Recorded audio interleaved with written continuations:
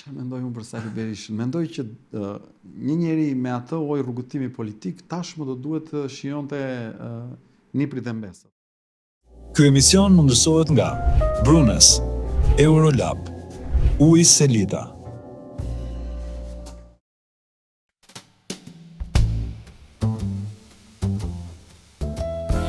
Fly me to the moon, let me play among the stars. Fill my heart with song, let me sing forevermore. You are all I long for, all I worship and adore. In other words, please be true. In other words,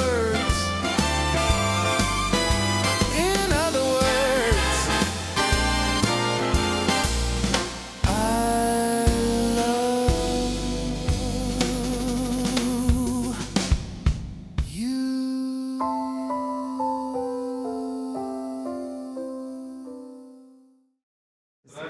Okej. Sonte do ju tregojmë një histori shumë interesante dhe shumë veçantë. Historinë e një personazhi i cili duket se vit pas viti apo muaj pas muaj ja del që si thua ta rishpik veten, edhe politikisht, por edhe si një individ i shoqërisë shqiptare, të jetë i pranishëm dhe të luftojë për kauzën e tij. Shqipëria bëhet, thot ai, por a bëhet vërtet Shqipëria? Kjo është një pyetje shumë e madhe, së cilës do përpiqemi të japim disa përgjigje përmes mënyrës se si ai e sheh Shqipërinë, por mbi të gjitha për zbuluar një nga historitë më të rralla që ka ndodhur paktën deri tani në Shqipëri, të një personazhi që ka ndodhur për 107 ditë, më korrigjoj, se unë e dija 105 ditë përpara kryeministrisë. Është me ne sonte Adriatik Lapaj. Mirë se të gjeta. Faleminderit. Merci. Dhe dua të zbuloj që në një nga pasditet jo shumë larg kohëve më parë, e shoh Adriatikun duke bërë një lëvizje çmpirëse të këmbëve, po themi. Ecjen e pasdites. Ecjen e pasdites në bulevard dhe e takoj dhe shkëmbyem pak fjalë dhe i thash, i tregova pak për projektin, për podcastin, dhe më tha, për i vërtetës, kur të mbarojmë këtë kaos që kemi nisur, do të të vi, tha, në emision, dhe në fakt, një njeri që i qëndroi fjalës së tij, është dalja e parë. I shkrova i direkt dhe i thash, Adriatik dole, do mvish në emision, dhe tha po, faleminderit që erdhe. Është dalja e parë ime pas në televizor pas protestës. Të jam shumë mirënjohës në fakt për këtë. Si ishin këto, le ta nisim edhe një herë se ka shumë kurreshte për këtë pjesë. Si ishin këto 107 ditë? Po ishin 107 ditë qëndrese, të cilat janë karakterizuar në disa dimensione.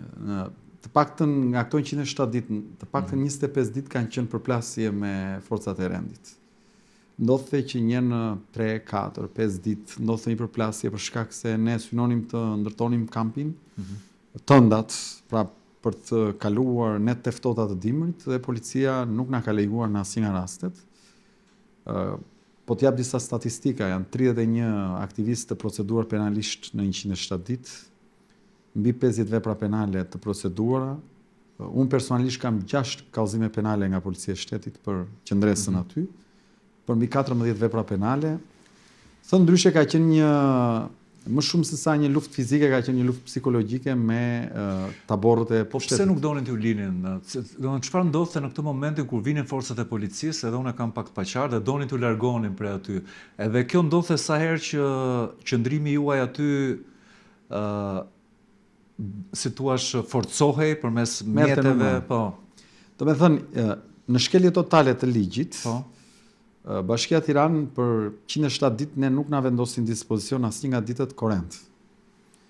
Dhe unë jam aktivist që prej 2011-ës nuk ka ndodhur kurrë që të mos i jepet korrent një proteste, asnjëherë. Sepse është nga drejtat bazë për të zhvilluar një protestë. Po mbase lidhet me vendin ku bëhej kjo protestë përpara një selie qeveritare? Jo, ajo është një vend publik gjithsesi, nuk është brenda perimetrit të gardës. Ne nuk e kemi shkel asnjëherë perimetrin e gardës në atë qendres. Shiko, krijimi i kushteve të protestës do e bënte atë që sigurisht të merrte përmasa edhe të tjera ndoshta. Ata bën çdo gjë për të demotivuar qëndrimin e njerëzve në numra më të mëdhenj gjatë 24 orëve, sepse sigurisht në momentin që nuk ke kushtet bazë të ndonjës, është e pamundur që të rrinë numra më të mëdhenj. Dhe kjo ka qenë Sa veta qëndronit aty mesatarisht? Kur në fillim u lejua diçka që të paktën të kishte një far kampi që edhe flihej aty përmes dyshekëve me ajër, kemi arrit 32 persona që rrinë 24 orë. 32 persona? Po, 32. Pastaj kush ishin njerëzit, kush ishin njerëzit e parë që të thanë po? Dua të di atë momentin e parë kur ti vendose të qëndroje dhe kujt ja the në fillim. Shiko, unë e kam vendosur rreth orës 9 të datës 8 dhjetor, 9 mbrëmjes. Në orën 10 kam dalë aty dhe ndava para se dilja me pak njerëz. Kujt i the? Do me thënë, kuptimin njerëzit të afërt besoj. Bashkëpunëtorëve, shok. Po. Bashkëpunëtorë. Që besojnë te kauza. Po, bashkëpunëtorë. Po. Thash kam ndërmend të bëj këtë gjë dhe me thënë drejtën që të gjithë më thanë super ide. Dhe dola aty, po pa i kërkuar kujt që të bashkoj. Me thënë drejtën, sepse dhe gjatë 107 ditëve nuk ka një rast të vetëm që ti kemi thënë dikujt që hajde rri një orë më shumë apo rri një orë më pak. Ka qenë gjithçka e bërë në mënyrë periodike vetë. Dhe dola pastaj aty u bashkuan, pastaj ka ndodhur 5 protesta të mëdha që ne kemi thirrë të mëdha. Në gjykimin ton, sa kohë shoqëria është në këtë lloj përgjumje të madhe, ku është përvërtetuar që protesta e fundit për naftën që e kishin thirrur shoqëria civile, spati fare. Do të pyes pak më vonë. Domethënë, kështu ka nisur dhe vazhdojnë 107 ditë. Si ishte qëndrimi? Domethënë, ishte siç e kishe parashikuar apo ishte më i vështirë? Ishte më i vështirë. Pse? Ishte shumë ftohtë. Nuk e di, ky dimër ka bërë shumë ftohtë. Shumë ka pas net që kaloi -3, -7 arriti një mbrëmje. Ka pas shumë shi. Po, edhe kjo është e vërtet. Domethënë, të dukej vjesht jo dimër nga sasia e shiut. Dhe kushtet atmosferike nuk kanë qenë të favorshme. Domethënë, janari njerë ka qenë tmerrsisht i vështirë. Vinin njerëz të takonin, kanë parë mediat përgjithsisht, pavarësisht qëndrimeve që ato kanë, janë afruar, kanë përcjell pak a shumë nga data 8 dhjetor dhe në datën 31 janar që ka qenë kulmi i protestës, pra në 31 janar ka qenë protesta më e madhe që kemi bërë. Pasqyrimi i medias ka qenë goxha i mirë dhe unë ke bërë disa intervista aty, një gazetarë që kanë ardhur, ka pas shumë disa tentativa që kanë dashur të marrë një opinion të ëndin për qëndrimin. Ka pas media e ka transmetuar. Për së vërtetës deri në 31 janar pasqyrimi ka qenë i madh. 10 dalje televizive apo transmetime nga sheshi. Nuk kam ndonjë ankesë në këtë. Ke momente gjatë qëndrimit që të kanë mbetur në mendje dhe nuk do t'i harrosh asnjëherë, diçka që do ta ndash tani, një episod që e veçon nga të tjerët, një dikush që ka ardhur të ka takuar, një moment i vështirë, e përmendë pak të kushteve atmosferike, mbase mund të ketë qenë e vështirë dhe çështja e ndonjëherë. Ajo që më ka mbet në mendje dhe më ka ngel edhe si shije e keqe, është fakti që sa herë kalonte kryeministri i vendit, ndalonte te semafori, shkuan semafor me mjet dhe aty urdhronte gardën që të kryente veprime dhe pastaj vinte garda, vinte policia dhe bënin ato ndërhyrjet, domethënë. Dhe kjo të lë shijen e Ti mendon që je i sigurt sepse koordinohen oraret dhe absolutisht, po ato janë të filmuara që të gjitha. Dhe më ka bërë të kuptoj një sjellje për njeriu të vogël kjo, domethënë, sepse shiko, ne duhet kuptojmë të paktën në këndvështrimin tim. Debati publik, qasja publike nuk është diçka që lidhet me personin, po lidhet me parimin apo kauzën që beson. Pra nëse Edi Rama do të ishte një qytetar i zakonshëm i këtij vendi, ku di unë, një artist, unë ndoshta do t'i shkoja në ekspozitat e tij. S'kisha pse merresh. Do ta kishe takuar për shembull, po të thonë, të propozonte që hajde ulemi flasim për kërkesat që ke, çfarë shqetësimi ke, mos zgjidh të formë proteste, hajde ulemi bisedojmë. Po unë nuk kam frikë të takoj njerëz. Po, sa kohë mund të qe publikisht, po patjetër, nuk shiko. Ne së pari duhet të kuptojmë që jemi qytetarë të kësaj republike dhe duam apo s'duam, njërin apo tjetrin, ky është adeu joni përbashkët. Pra, nuk është se njëra palë ka të drejtë dhe tjetrën duhet ta nxjerrim dhe nga adeu. Jo, një pyetje që e kanë bërë shpesh njerëzit gjatë qëndrimit tënd aty ishte nuk doje ti, ju po themi që të afroheshin shumë njerëzit afër Partisë Demokratike, apo nuk vinte Partia Demokratike tek ju, si është ky raport aty rreth? Jo, ne kemi kërkuar që nga dita e parë që të bashkohen të gjitha forcat politike, të gjithë qytetarët në opozitë, të gjithë intelektualët që kanë një qasje publike aktive dhe kanë një mendim opozitar, të bashkoheshin nën flamurin kombëtar përtej logove të partive. Kjo ka qenë dhe nuk kemi pas asnjë kriter të tillë për të penguar dikë, jo, absolutisht. Po nuk Dhe janë pati, bashkuar po në pati pjesë. një lloj, domethënë, e ndjet mbështetjen e opozitës në këtë kauzë apo? Shiko, fuqia e asaj që kemi bërë dhe që po bëjmë, Po. sepse protesta nuk është mbyllur, është ridimensionuar. Po. Ne do ta vazhdojmë dhe para kryeministrisë sërish. Protesta ka në themel të saj kauzën. Tani që vjen vera është më e lehtë. Kauza është ndërgjegjësimi popullor për të përballur me këtë të keqe, që në gjykimin tim është e tillë, mund ta kem gabim unë për një pjesë të popullsisë. Por unë mendoj që në Shqipëri sot nuk ka garë. Unë mendoj që në Shqipëri sot buxheti i shtetit vidhet dhe paratë me të cilat vidhet përdoren për të blerë votë. Unë besoj që shteti sot është i lidhur këmbë e kokë me krimin e organizuar dhe ata në terren bëjnë votë. Dhe deformimi i vullnetit popullor përmes votës së deformuar, qoftë duke u kërcënuar, qoftë duke u blerë, qoftë duke u joshur me vende pune, prodhon një deformim social në tërësi i cili demotivon garën, demotivon ndryshimin, shpresën dhe kjo bën që një pjesë të dorëzohen dhe ikin nga Shqipëria, ndërkohë një pjesë konformohen dhe o bëhen palë me pushtetin duke kapur ndonjë leje apo ndonjë vend pune, ose heshtin dhe vuajnë. Kjo është anomalia e vendit. Po mirë, nëse do të të pyesja, a arrite një rezultat nga kjo protestë, cila është përgjigjja? Shiko, ky është një proces. Po, e pra. Pra, nëse do më thoshe, po të ktheheshe pas në kohë, në vitin 2011, kur ja angazhuar për herë të parë si aktivist, Po.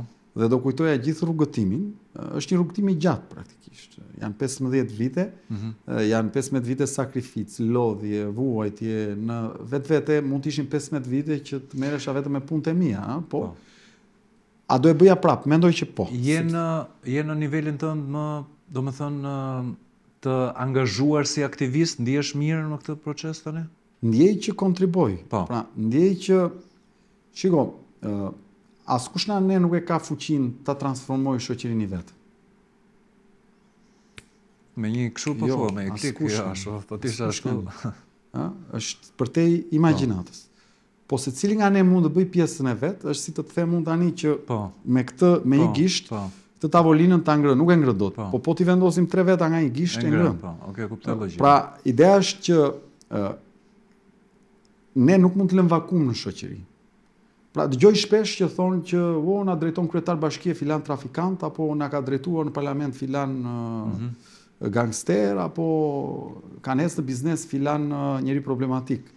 Shikon, nëse shoqëria, pra pjesa e mirë e shoqërisë, lë vakum në shoqëri, e lë sheshin bosh, e lë skenën bosh, si më thënë, aty pastaj do dalë oj surrogato dhe nuk do ngelet bosh. Pra dikush do bëhet kryetar bashkie. Nëse të mirët kanë siklet ta mbështesin njëri tjetrin, të këqijnë do ta mbështesin Ka njëri tjetrin. pasur tentativa për të bërë të tërhiqesh nga kjo kauzë? Në shesh apo në gjithë rrugëtim? Në përgjithësi në shesh, në këtë lëvizjen e fundit. Në shesh ka pasur tentativa të shumëfishta, por në asnjë rast të drejtë për drejta, se dua të jem i Fair, sinqert, po, i drejtë, fair. po. Domethënë nuk është se dikush më ka ardhur dhe më ka thënë të riqu ose Kjo jo. është një gjë që përflitet pak nëpër Tiranë, në kuptimin jo për keq, po se ne edhe nuk protestojmë, po ndërkohë jemi dhe shumë zotët për këto teoritë konspirative. Fishta e thoshte këtë. Po, Kur ke bisht ta presin. Po, Kurse fikse, ta kurse ngjit. ke ta Po. njesin vesh. do me thonë, ka patur njerëz që janë afruar dhe janë përpjekur që të thonë, shiko, Adriatik, lëre këtë kaos, të riqus, nuk është kjo forma e dur. Shiko, ka pas dimensione të ndryshme. Ka pas dhe njerëz që vërtet mua më duan dhe mund të kenë thënë që sforco fizike e madhe, ha? Nga ana tjetër ka pas po drejt për drejt njerëz të lidhur me pushtetin, të cilët kanë ardhur dhe më kanë kërkuar këtë gjë, nuk ka pas. Okej. Për hir të së vërtetës. Po. Ka pas gjëra të tjera, po kjo jo. Po. Çfarë kanë përdorur për shkakun? Çfarë? Në ditët më të vështira kur ata bënin ndërhyrjet, shumë në 4 janar arrestuan 4 nga Po. ne, një pjesë u dhunuan, 13 u shoqëruan polici, u mbajtën për orë të tëra, morën deklaratat, pra si më thën, Kam përdorur këto format e u tjera. trëm gjëja, Po, ha? po. Në mbrëmje aty ne ngelëm 3 persona. Okay. Atë mbrëmje. Ajo mund të ishte fikur. Fikje, në 4 janar, ngelëm 3 persona. Në momentin që ngelëm 3 persona gjithë natën në 4 janar, të gjithë natën, kanë ardhur një numër i konsiderueshëm njerëzish të cilët ishin të pirë. E kuptova. Njerëz kontingjent të krimit. Vinte ai aty dhe thoshte jam filani, grupi filan që intimiduar. Intimidohesh. Në mes të natës, në mes të vendit. I lodhur, i pa ngrënë, i pa trupi i lodhur. Njerëz të arrestuar, psikologjikisht i goditur. Vjen një njeri i botës krimit. Fare mirë mund thosh po ikin shtëpi tani. Të prezantohet aty dhe ti thua po unë çfarë bëjnë mes të natës këtu me një njeri që është i këtij grupit filan edhe pra ti ndihesh i frustruar, kjo ka qenë, këto kanë qenë. Po të paktën i siguruar që je me monitoruar nga kamera. Çdo 10 minuta kalonte një makinë policie që të bënte video, më kupton? Pra, oj qasje të cilat pozitivisht ato, janë kujdesur që je mirë. Dua të them, nuk ka pas drejt për drejt, ka pas mora përgjigjen.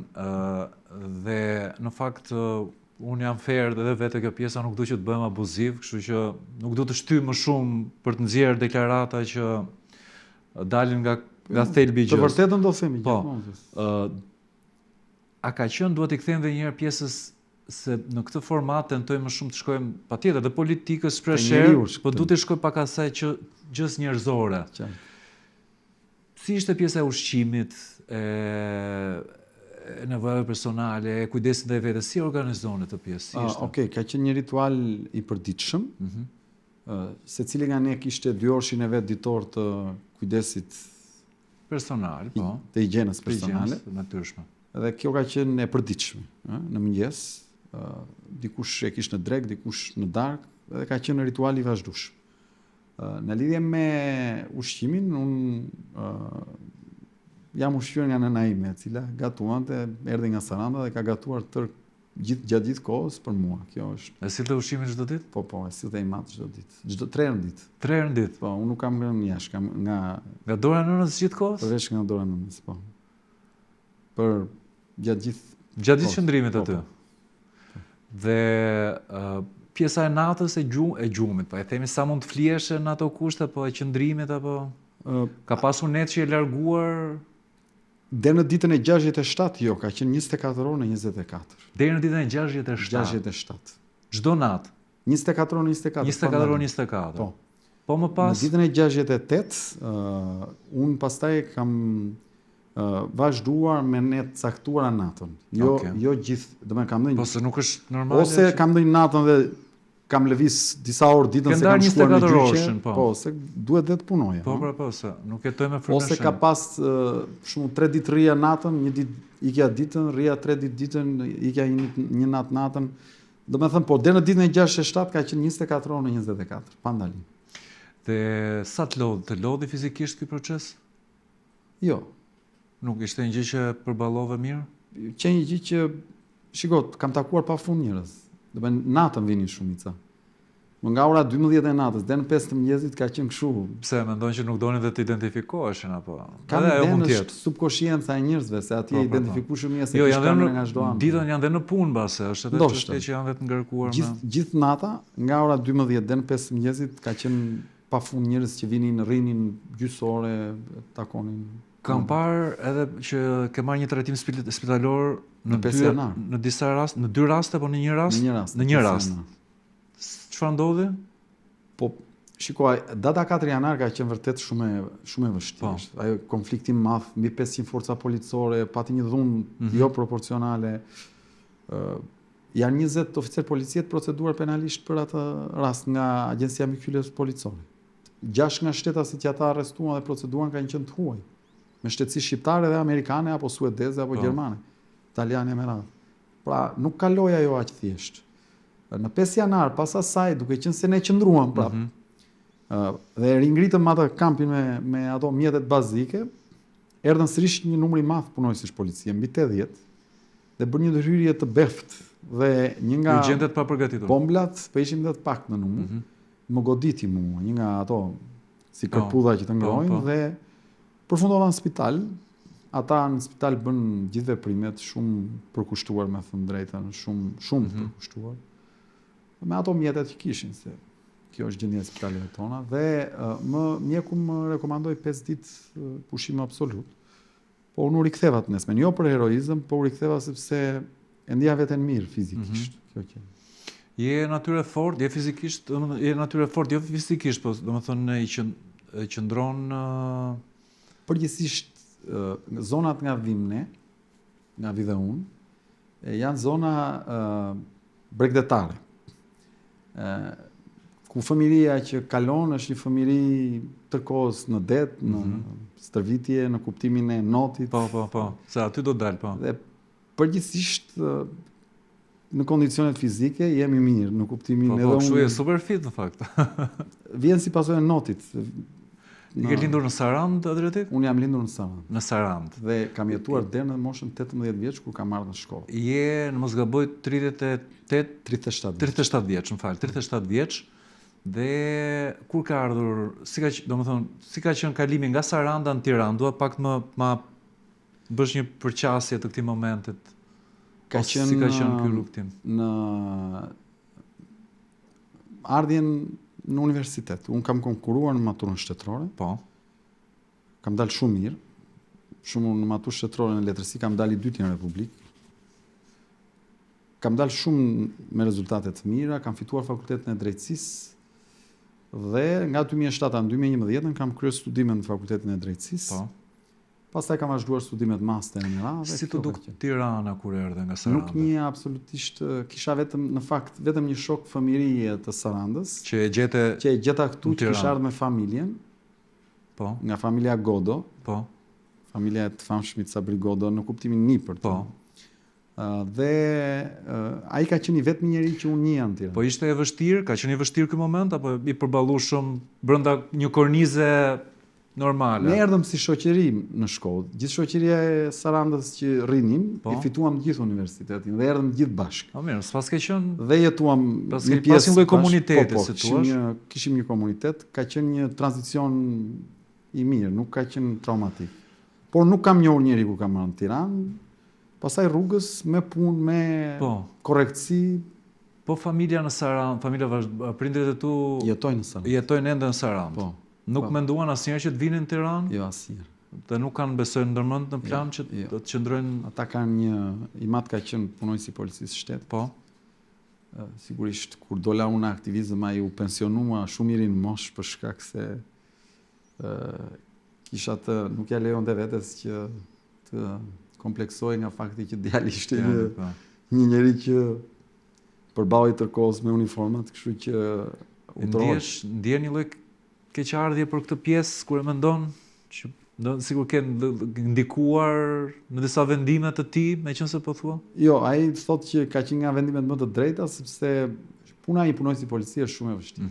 Tmerrsi shumë e vështirë. Punë me turne, kushtet janë të vështira në Shqipëri, e me radhë dhe i mat e thot gjithmonë që ka qenë një nga vendimet e dura që ka marrë. Domethënë e ka marrë në kushtet për të më ruajtur mua, si më thën, po nga ana tjetër ka qenë vendim i dur.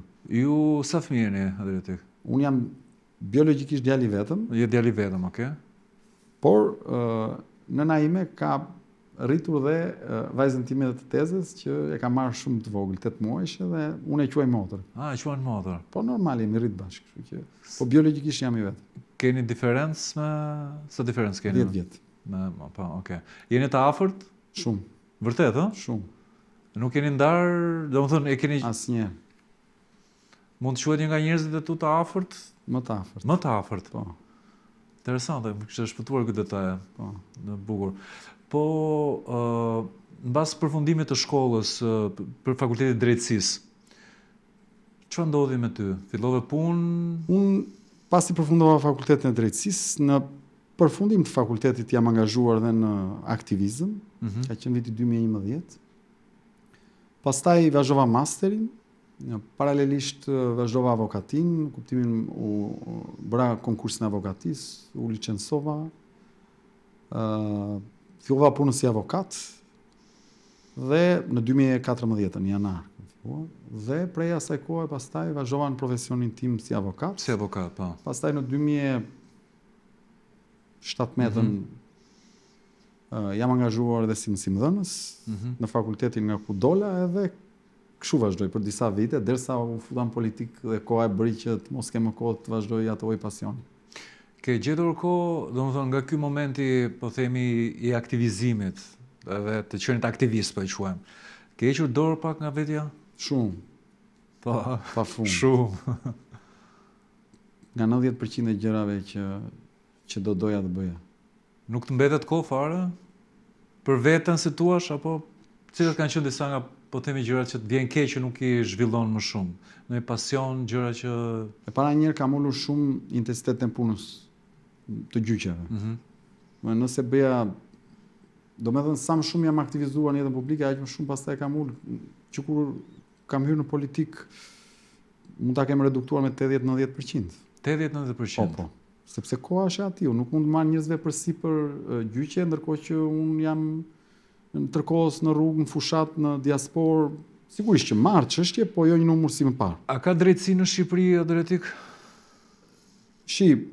Për te folklorizmit, Po. që preferoj ta bëj në profesion, ka burra dhe gra shumë të ndershme. Edhe kjo mund të duket si e thot Adriatiku këtë, po unë kam njohur gjyqtar të ndershëm, shumë. Kam njohur prokuror të ndershëm. Në kuptimin, në raportin, ata ndoshta me mua janë të kujdesshëm se thonë ky njeri publika, këtë nuk di ta them. Po. Por që kam gjetë drejtësi në rrugën e profesionit që kam bërë, kam gjetë se tani do gënjej apo të thosha të kundërtën. Nga ana tjetër ka shumë probleme të mëdha sistemi, të tilla si zvarritjet, koha e madhe që duhet të presësh. Pra, kur marr një çështje tre, unë tani mendoj që kjo çështje do zgjas 10 vjet derisa të përfundoj. Duke ditur... Është e tmerrshme. Pra, ngarkesat e gjyqtarëve, vonesat janë tmerri më i madh. Sepse po ta marrësh dhe ta shohësh në aspektin pragmatist, në gjykatë sa herë vetë gjën njeri. Po, është pyetje në fakt edhe shumë e gjerë, se nuk mund ta ndash me po dhe me jo, po ka hallka të drejtësisë unë jam i bindur që nuk funksionojnë dhe ka hallka që ka të merre. Ka njerëz që qëndrojnë me vite. Ka gjyqtar shumë të korruptuar, prokuror shumë të korruptuar. Por nga ana tjetër, duhet kemi kujdesin që ata që janë element pozitiv brenda sistemit të mos i hedhin në të njëjtin kusi. Kjo është edhe për drejtësinë e re që quhet, e njëjta gjë është apo ajo a bukën vetë aty? Drejtësinë e re po e penalizon shumë ngarkesa e madhe. Do t'jap një statistikë. Po. Në gjykatën e Tiranës ka gjyqtarë që kanë 1000 çështje në vit. 1000 dosje në vit. Po. Ndërkohë standardi i vendeve të Bashkimit Evropian varion nga 160 deri në 260 në vit. Tani që të kesh 1000 dosje në vit, do të thotë që ti duhet minimalisht të gjykosh 3-4 në ditë. Një dosje ka mesatarisht 300 faqe. Që i thonë 1200 deri në 1500 faqe. Ti nuk arrin të lexosh dot. Po, jo më të dalësh në... Si mesatare, them. Kështu që në këtë kuptim duhet jemi dhe me këmbë në tokë. Ka një problem shumë të madh me ngarkesën. Nuk mund të ketë drejtësi me këtë lloj ngarkese. Se që të bësh drejtësi s'pari duhet të lexosh, duhet të kushosh kohë me radhë. Duhet të të pyes pak për disa personazhe të jetës publike në vend për të kuptuar pak qasjen që ti ke për opinionin për ta. Dhe du ta nis me një nga njerëzit që që pas rënies komunizmit është i pranishëm politikën shqiptare, për Sali Berishën. Çfarë mendon për Sali Berishën? Po çfarë mendoj unë për Sali Berishën? Mendoj që një njeri me atë lloj rrugëtimi politik tashmë do duhet të shijonte niprit e mbesat. Mendoj unë. Mendoj. Domethënë, unë mendoj që njeriu duhet të kuptojë që ka një kohë për t'i bërë gjërat, ka një kohë për t'i lënë gjërat. Dhe humbja e këtij momenti e bën pastaj që fillojë dhe humbet pik gjithë gjëja. Pra dhe gjërat e mira që mund të kesh bërë, po dhe të këqijat fillojnë dhe transformohen pastaj. Mendoj që ka humbur kohën, është gabim në këtë drejtim. Mendoj, nuk jam askush që ti imponoj atij çfarë duhet bëj me jetën e tij, por shumë e rëndësishme të kuptojmë kohën. Kohën si është kur vete për vizitë dikush, do rish gjysore, do ikësh, mund të rish 6 orë.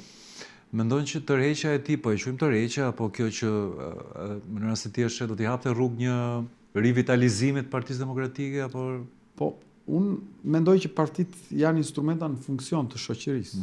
Po janë si njerëzit, lindin, rriten, vdesin. Historia botërore këtë tregon, partitë politike kanë një cikël të tyre, sidomos në vendet e civil law.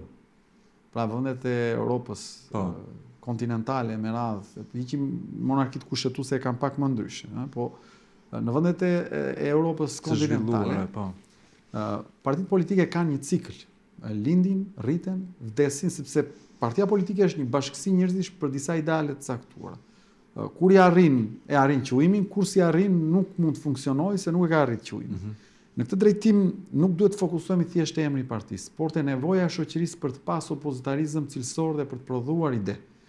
Në këtë drejtim mendoj që pa diskutim që hapja e rrugës, brezi të ri, flukseve të reja gjithmonë prodhon Megjithatë, po ndodh diçka në PD që nuk ka ndodhur përpara, po ka qenë më e kontrolluar kjo tentativa për të pasur një garë, po themi.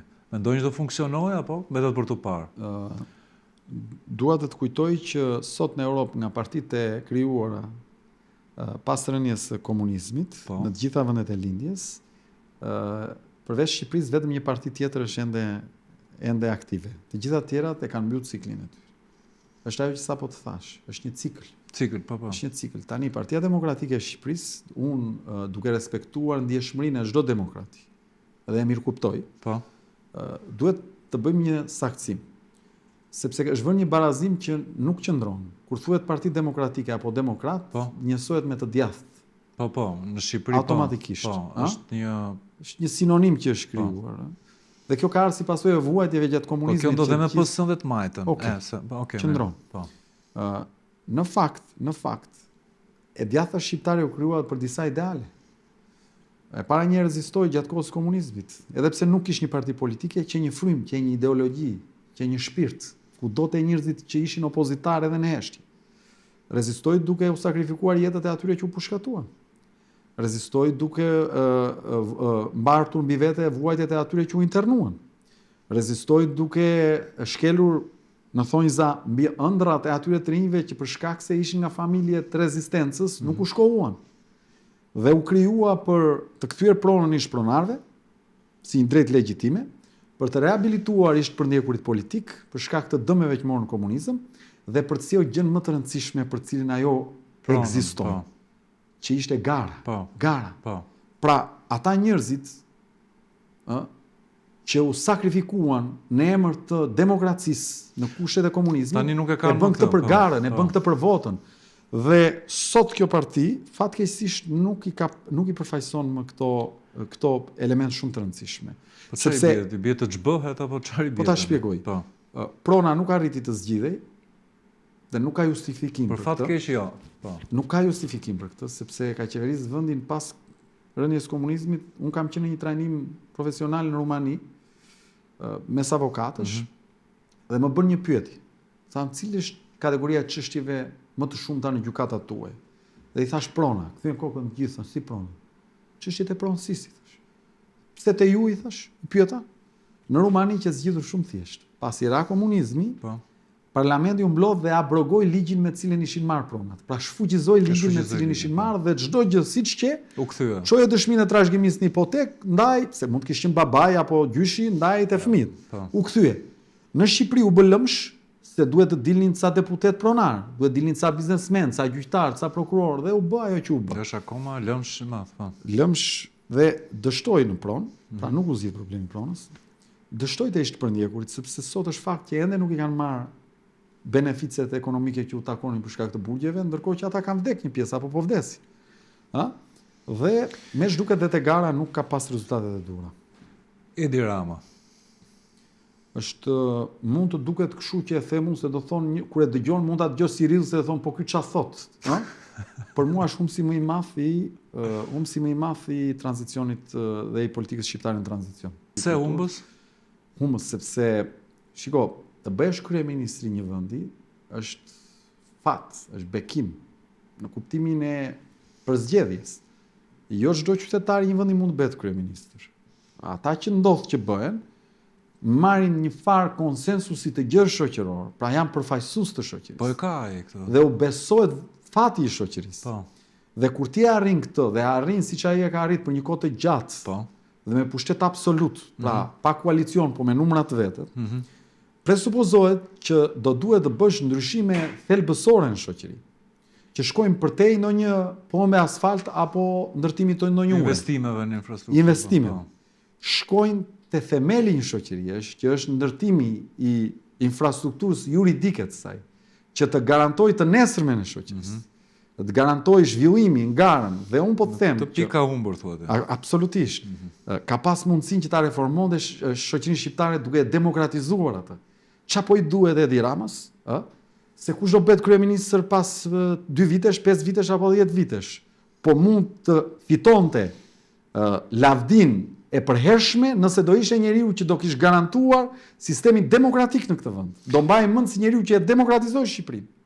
Kjo është. Pëlqen kur e ngre pak zërin ti Adriatik. Je më në tonin tënd kur je pak më se sigur e ke ulesh ngrihesh, kjo protestat ka ndikuar në çik kështu. Jo, po kjo voj bashkëbisedimi sot. Është më i qetë bësh. Është më i qetë. Mund bëjmë një gëzuar për ty dhe për gjitha rritjet e tua. Unë them për gjithë njerëzit e mirë të këtij vendi. Dhe për njerëzit e mirë patjetër, po unë e kam për ty se kam një lloj vlerësimi patjetër, përgjithsisht miq që kemi ftuar, nuk se s'do ftojmë njerëz që nuk kemi një lloj konsiderate, janë miq si vlerësojmë dhe kemi një lloj qasje pozitive, kështu që gëzuar për arritjet dhe për vështirësitë që të është dashur të përballesh. E meqense ishim këtu, bëjmë një falënderim për një nga sponsorat tanë, për Disaronën, meqense e kemi në program, për ujin Selita dhe për kompaninë Brunes, faleminderit i themi, kështu që na duan sponsorat.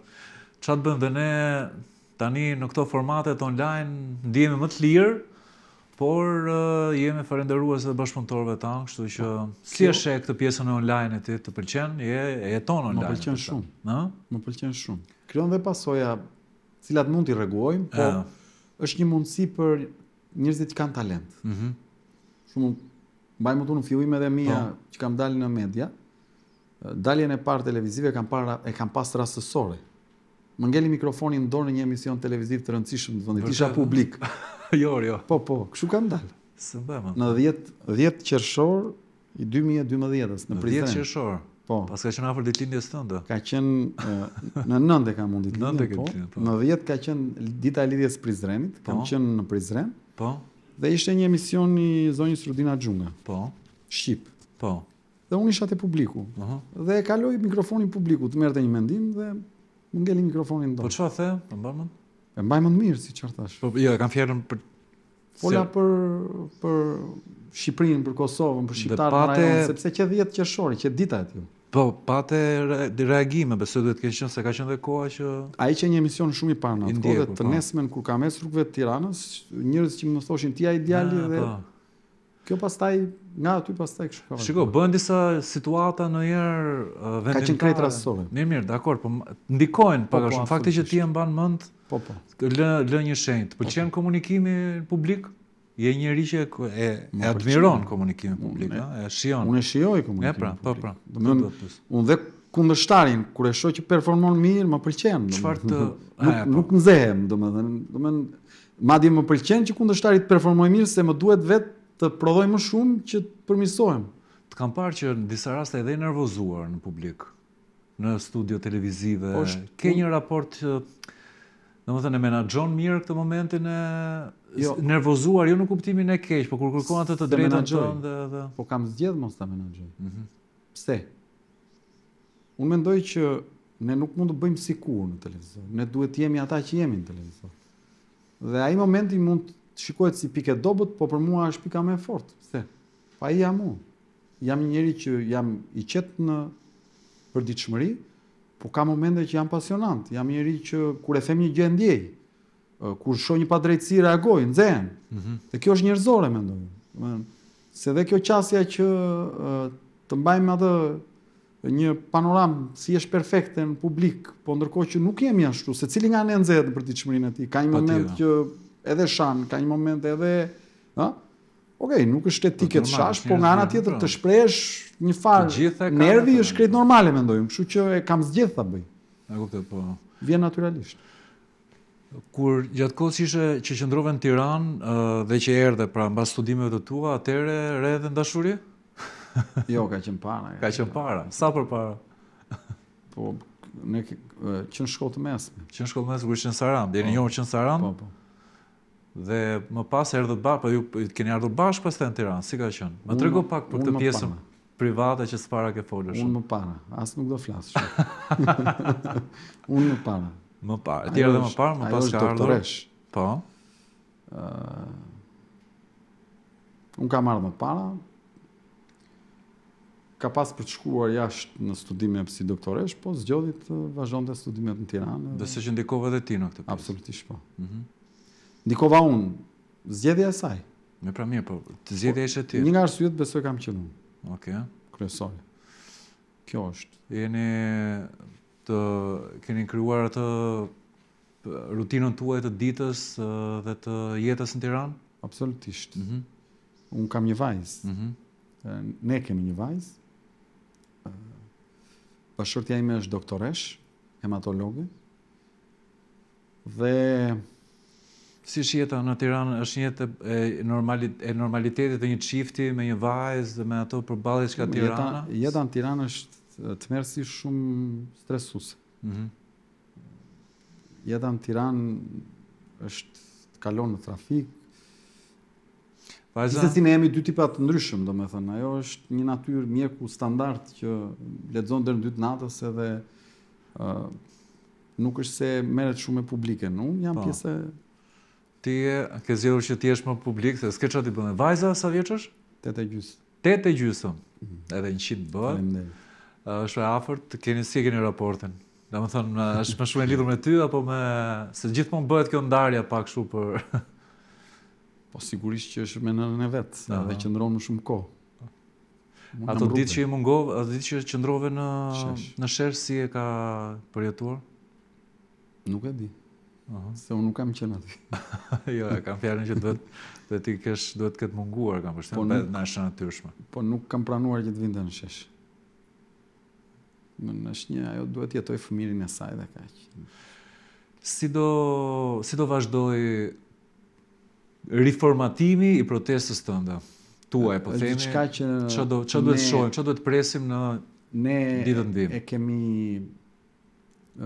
E kemi një vendim që i takon grupit, gjithsesi, diçka unë po e zbuloj, ne do kemi një aktivitet shumë intensiv në terren dhe do të shumë intensiv me takime me njerëzit Po.